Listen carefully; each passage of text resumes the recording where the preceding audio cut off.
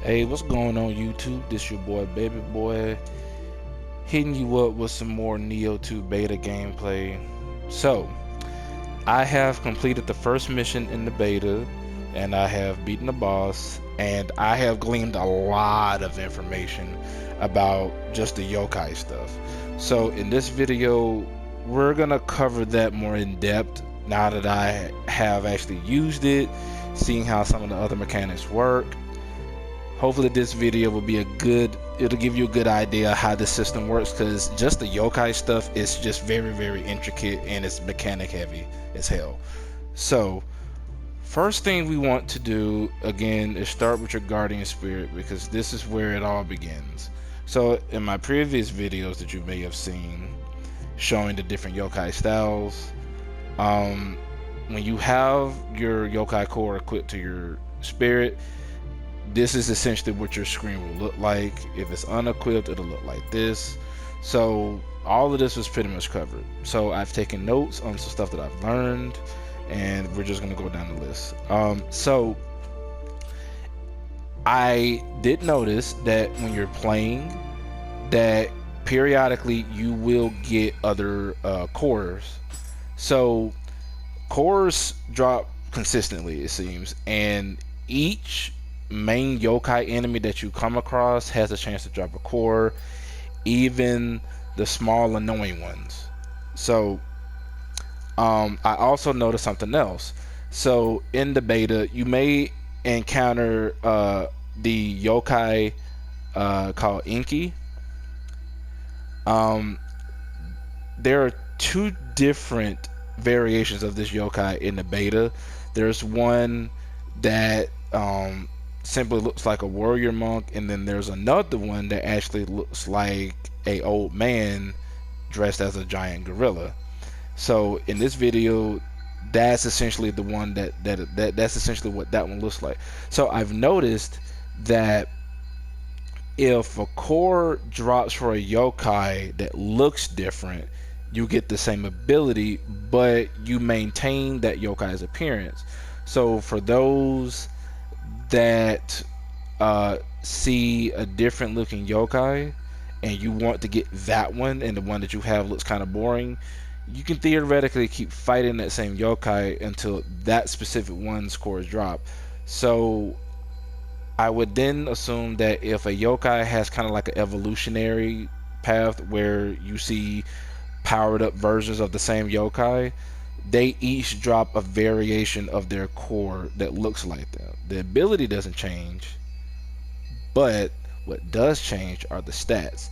So this Inkai core is the basic one that you get when you first encounter that yokai. However, if you okay, so this is the first one that I got. So then I switched it to this one. So now notice the stats, right? So notice that the levels don't always indicate that it's stronger, because this one is 13 and 8, and this is just at level 2, but this one is at level 6 and it's just 15 to 10. So there's not a giant gap of difference here. So when you are speccing out your builds and you're min-maxing, keep this in mind as well, because your yokais also contribute to your overall builds, and every yokai has something like that. As you can see, these are the yokais that I've kind of that I've gathered throughout the beta so far, just from the final mission, just from the first mission. So that being said, and of course this indicates that they can be leveled up. So if you notice the rank bar in the middle there, that indicates your leveling up of the yokai. I think you level them up by just using them. I don't think you have to use the ability. I think you just have to have it equipped, if my understanding is correct. So if you want to level up a core very quickly, go to a relatively hard boss and just keep fighting it over and over and over again, and it'll level that one up. That's why this one is rank 6. This is why this one is level 6 and this one is level 7. and this one is level 6. I just started, I started switching around some stuff, and that's why these are so much higher than the rest of them, because these were the ones that I was actually using. So, something that I also noticed while fighting is that when you are in a yokai realm, and it works differently in this game. So when the yokais form the pool of dark energy under them, you can purify that away. However, there are periodic placements of strong yokai that generate a lot of that in the area. So you have to kill that yokai to get rid of it ultimately. But I've noticed that yokai abilities have the ability to purify that area for a few seconds, allowing you to fight better.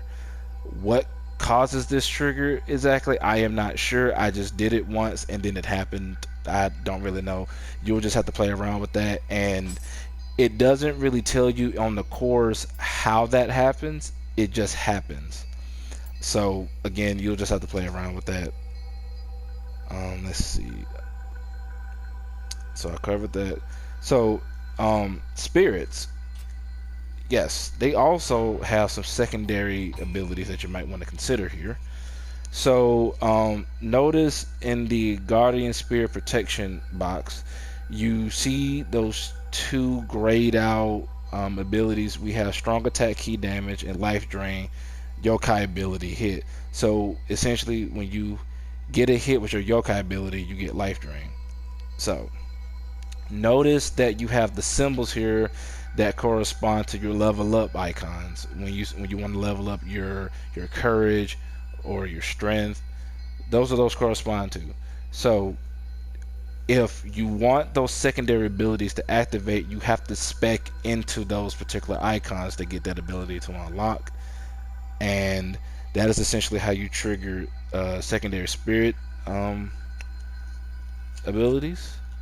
That was pretty straightforward there. So we went over, so of course, having stats, and so let's see. So the attunement limit. So this is going to be something that you're probably not going to really notice too much when you first start playing Nioh 2.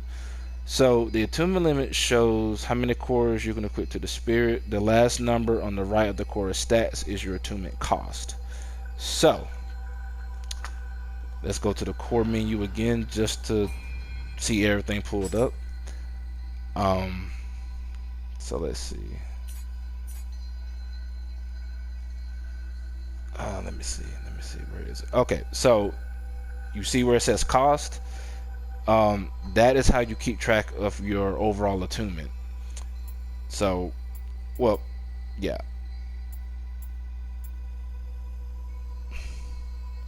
Okay, I have this backwards. Okay, so, recall the purple meter underneath your health bar and your key bar.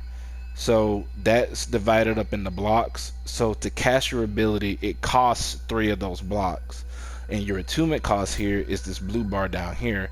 So for example, if your spirit has a limit of, well, let's say 15, you can only equip yokai cores that equal or are less than 15. You of course can't go over that.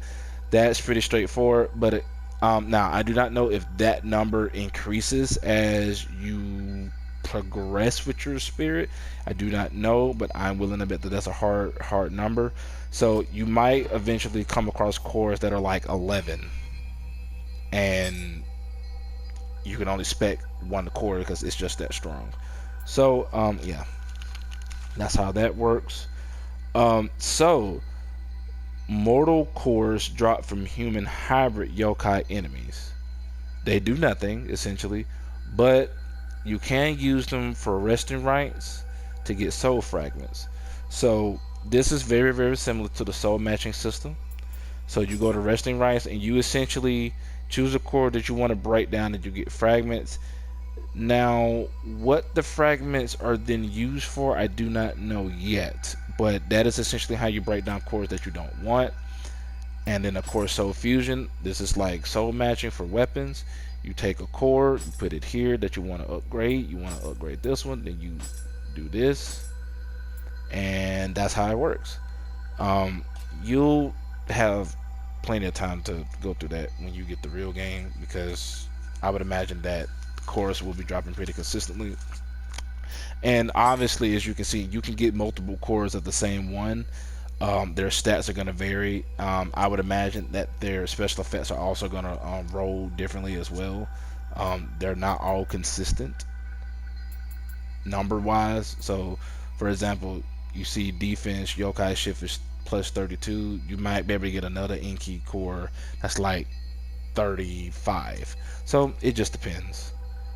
Another thing real quick that I want to go over that I didn't know playing the first Nioh. Let me see. Let me go into my equipment here. As you can see, this is more or less the loot that you get playing the beta. It's not the best. They have you going up against yokai that are incredibly powerful, and it's just madness. I don't really like it, but you know, Nioh is hard. So let me choose a weapon that has an inheritance slot, and I can explain that real quick. So I have several here. So you see that special icon that has a small arrow pointing to a block, that is called an inherited ability. So when you're soul matching and you have a weapon that has that, and you want to transfer that ability to a weapon, first thing you need to do is increase the familiarity with it. That will then guarantee that that ability is transferred to the weapon that you want to give it to. That's essentially how that works. You basically have to grind with the weapon to transfer abilities. Again, this is min-maxing weapons. So, and another thing that's yokai related that I was not expecting to be in this game. So periodically you will come across weapons that are sentient. Yes, weapons that are sentient. These are cursed yokai weapons. Let me explain this because it's really, really cool. So as you use the weapon's spirit will begin speaking to you. When you're in combat, there will be a small meter at the bottom of the weapon. As you use the weapon, kill things with it, that meter will go up, and then once it maxes out, it will then activate the weapon's second ability, which in the special effects menu, it'll say imbue corruption. That's essentially how they work. Each of the spirits seem to have different voices. So, for example, this weapon's spirit seems to sound like an old man. Meanwhile, where's the other sword that I have? It's down here somewhere. Gotta find it. This weapon seems to have a female's voice. So I think that's really interesting that they do that. And yeah, so when you come across these weapons, hold on to them because they give you nice little buffs when they're active. And they last pretty long too. Of course, if you die, then it's, you know, they deactivate. So I've also noticed that there's this little purple swirl icon here. That just gives you a quick glance to know that your weapon is possessed, essentially, and that's what that means. Now, I don't know if armor is done like that. I could take a look-see, but that would be weird if the armor was possessed. Japanese folklore isn't typically surrounded around possessed armor. It's usually weapons or items. It's not really armor. You won't ever hear of a suit of armor being possessed in Japanese mythology. Not like that.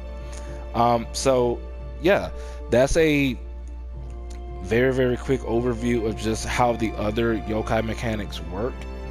So I've been using a Phantom, and the only problem that I have with it is that the burst counter window is very, very small, and I would love for Team Ninja to widen that iframe window just a bit, because even when you think this shield has blocked something, oftentimes you get impaled, and it's very, very brutal. But again, it's Nioh, it's Dark Souls, it be like that. So I know this video is kind of long, so I'm gonna end it now. So yeah, I'm gonna put up more videos explaining some other gameplay stuff that I find, but I just had to go over there right now while it's fresh on my mind. And so yeah, stay tuned for more videos. I'll holla at you.